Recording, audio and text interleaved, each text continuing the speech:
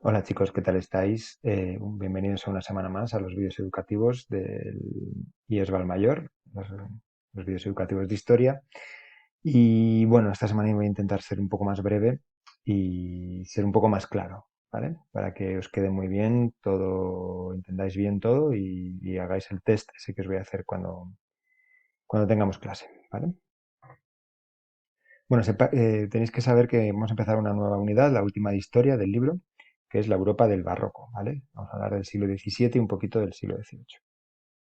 Vamos a empezar por el punto uno, sería una época de crisis, y voy a resumiros un poco, a grosso modo, eh, este momento de crisis.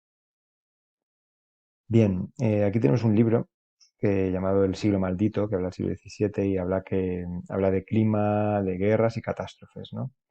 Estamos ahora hablando del cambio climático, ¿no? Y pensamos que es la primera vez que ha habido cambios climáticos, pero lo cierto es que tenemos que pensar en la historia como una sucesión de cambios climáticos, de momentos en los que el clima se ha enfriado o se ha calentado, y eso muchas veces ha provocado pues muchos desequilibrios, ¿no? En el siglo XVII parece ser que hubo un enfriamiento bastante importante que se llama la pequeña edad de hielo, fijaos. Entonces, veis aquí las temperaturas, cómo van bajando, sobre todo si se comparan con la época del 1000-1200, que es una época muy buena en Europa, por cierto, ¿no? Así que claramente el clima influyó. El descenso de las temperaturas y parece que fue acompañado también con grandes sequías y otro tipo de distorsiones del clima, pues provocó que hubiera menos alimentos, que las cosechas se perdieran y entonces pues que hubiera hambrunas y problemas sociales, ¿no? Y sobre todo, a lo que vamos, un descenso importante de la población europea, ¿no? Aquí veis, estamos en el 1600, veis que baja la línea de la población europea claramente y a partir del 1650 o así se empieza a recuperar poco a poco, pero el principio del siglo es un poco de bajada.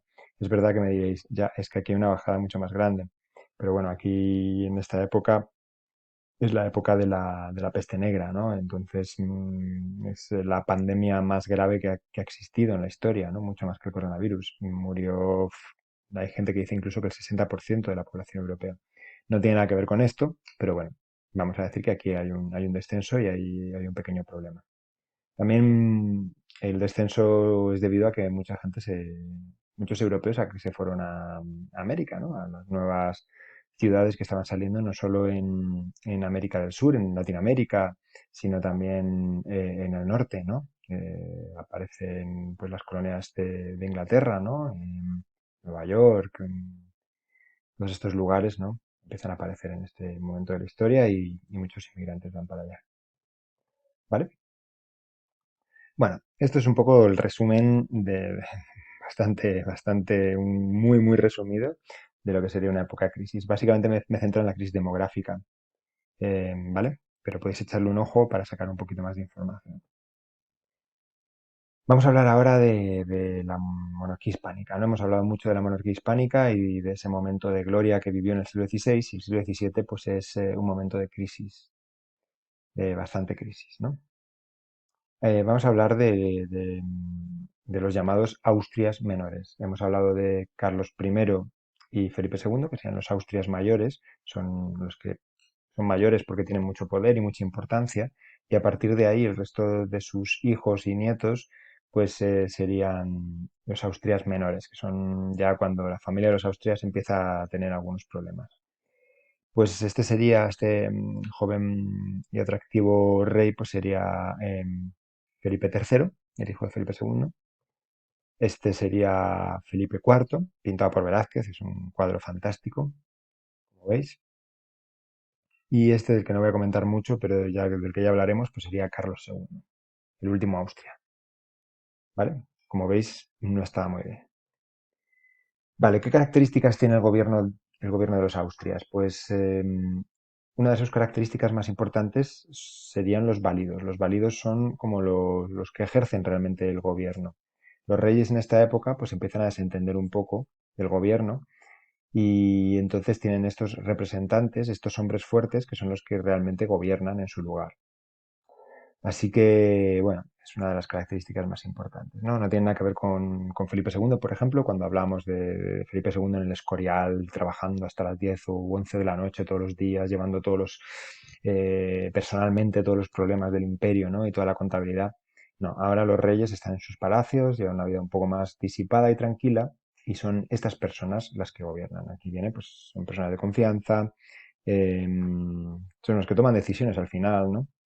Y, y bueno, viven en la corte, a veces incluso alguno llegaba a compartir habitación con los reyes, es verdad. Eh, y bueno, con esta amistad pues construyeron redes clientelares. ¿Sabes lo que es una clientela, no? Te hago un favor y tú me haces un favor. Es la raíz de la corrupción empieza aquí. Vamos, España empieza a ser un país bastante corrupto en esta época.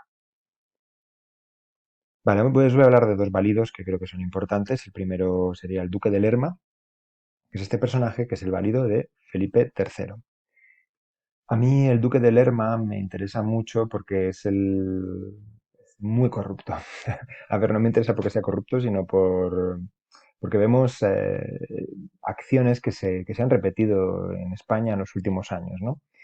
El Duque de Lerma se dice que fue el primer corrupto, eh, ¿cómo se llama esto? Especulador inmobiliario, ¿vale? Esto sería porque el duque de Lerma compró unos terrenos en Valladolid y en Lerma, que es donde era él, ¿no? Que está cerca de Valladolid, y entonces convenció al rey para cambiar la corte de Madrid a Valladolid. El rey, como hacía todo lo que él decía, pues dijo, venga, vale, pues es que en Madrid a lo mejor no estamos bien, pues vamos a Valladolid. Entonces, toda la corte se va de un día para otro a Valladolid. Madrid se quedan ahí como, bueno, hasta luego. Y, ¿Y qué pasa? Pues que Lerma se hace rico, porque él había comprado muchos terrenos y de repente esos terrenos empiezan a valer mucho porque el rey se tiene que hacer un palacio, los ministros tienen que encontrar un sitio para vivir, mucha gente se va a vivir allí. Al cabo de unos años, pues resulta que Valladolid pues no es viable como corte, entonces tiene que volver a Madrid. Entonces el duque de Lerma pues también había ya comprado terrenos en Madrid para hacer una jugada maestra, ¿no? Así que es un corrupto total, o sea, un especulador inmobiliario. Él manipulaba la política y hacía que fuese para donde él quería para ganar dinero, ¿no? Entonces, bueno, Duque de Lerma, vamos a decir, el primer especulador inmobiliario de la historia de España. Otro personaje también importante sería el conde duque de Olivares, que es este personaje. ¿Veis aquí? Este es un cuadro de Velázquez también, que está en el Prado, que es fantástico. Todo lo que ha hecho Velázquez está bien. Bueno, conde duque de Olivares, pues sí, intentó revivir un poco el espíritu de España, ¿no? Y de esa España que atrás de Felipe II y Carlos I, en la que tenía dominada media Europa, y entonces emprendió una serie de guerras o reactivó guerras o bueno, quiso tener una presencia militar fuerte en España, pero le salió un poquito mal. Su primer proyecto, pues, fue el de la unión de armas, ¿vale? Eh, Estaban un poco cansados, bueno, de que todo el peso del ejército cayese sobre Castilla, Castilla e Indias, ¿no? Sabéis que había sido siempre, ¿no? Desde, lo he dicho muchas veces, había sido la base de la economía, de la población y bueno, del ejército del Imperio Español, ¿no? Se había basado, había tenido su base en Castilla, que había sido, bueno, pues la provincia más rica. Pero claro, ya estaban un poco agotados. Entonces, lo que hizo el conde duque de Olivares era intentar que todas las provincias que componían el Imperio Español pues aportasen una parte de ejército y también sufragasen con sus impuestos pues el desarrollo de la monarquía hispánica. Entonces, bueno, pues esto pues mucha gente no se lo tomó muy bien. Como veis, aquí tenemos el reino, lo que antes era el reino de Aragón, pero todavía sigue siendo una entidad diferente dentro de España. Ya sabéis que España estaba configurada por diferentes provincias y cada una tenía sus cortes, tenía a veces sus lenguas, sus costumbres. Bueno, entonces, al pedir el aumento de tropas a Aragón, pues se produce un problema en Cataluña, básicamente, ¿no? los catalanes no quieren pagar más dinero ni quieren contribuir al desarrollo de la monarquía hispánica porque tampoco han ganado mucho con las conquistas de América. A ellos les ha dado un poco igual. Entonces, bueno, podían tener cierta razón, ¿no? El caso es que hay una revuelta en Cataluña y cuando se revolucionan los catalanes, pues los portugueses se aprovechan también y se levantan, ¿no? Sabéis que en aquella época España estaba configurada por Portugal, Castilla, Aragón, Nápoles, un trozo de Flandes, por otro estaba revolucionado, Milán, muchas cosas, ¿no? Bueno, este sería la célebre revuelta de los segadores, el segladors en catalán, y también tenéis que, si conocéis un poco Cataluña, os interesa, el himno de Cataluña, pues es el himno de estos segadores que cortaban la cabeza, ¿no? a los castellanos, no sé, o am, a los soldados, ¿no? Que mandaron para reprimir esta revuelta. Bueno, como consecuencia, pues Cataluña se independizó durante un par de años, creo, no estoy seguro, tendría que consultarlo, y Portugal se acabó independizando definitivamente, ¿no? Portugal nunca será más parte de la monarquía hispánica. Pero bueno, los reyes mandan un ejército a Cataluña y Cataluña pues sigue siendo parte de España, ¿no? Bueno, todas estas guerras pues tuvieron estas guerras que el conde duque de Olivares emprendió y que estaríamos, si queréis, os he hablado de los válidos, esto es importante, ¿no? Estaríamos ahora aquí, una guerra muy costosa. Pues el conde duque de Olivares pues emprendería una guerra otra vez en Alemania y otra vez en Flandes, ¿no? Esa guerra interminable que no se ganaba nunca. Perdió las dos. Entonces, esta sería la paz de Westfalia, que por fin es importante que conozcáis el nombre de esta paz, paz de Westfalia, con la cual se acaba la guerra interminable que había tenido España en Flandes, en lo que hoy es Holanda y Bélgica.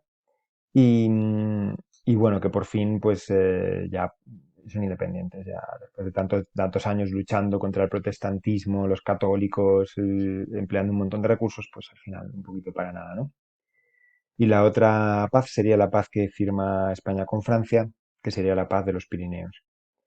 Con esa paz pues también se pierden varios territorios en Europa como son estos y esta parte del norte que era de Cataluña precisamente y que se pierde, ¿no? Ya Perpiñán.